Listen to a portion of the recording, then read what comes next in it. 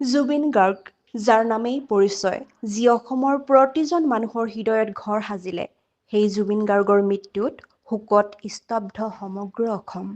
অসমৰ মানুহৰ মুখে মুখে আজি এটাই কথা, জুবিন গাৰ্গ, তুমি অমৰ হোৱা। সাগৰ তলিত শুবলৈ মন কৰা জুবিন গাৰ্গে আজি সাগৰৰ বুকুতেই চিৰ বিদায় ল'লে, যি এটা যুগৰ অৱসান ঘটালে। আৰু সেই মহান শিল্পীগৰাকীৰ মৃত্যুত আজিও অসমৰ প্ৰান্তে প্ৰান্তে শ্ৰদ্ধাঞ্জলি আৰু সমদল অব্যাহত আছে।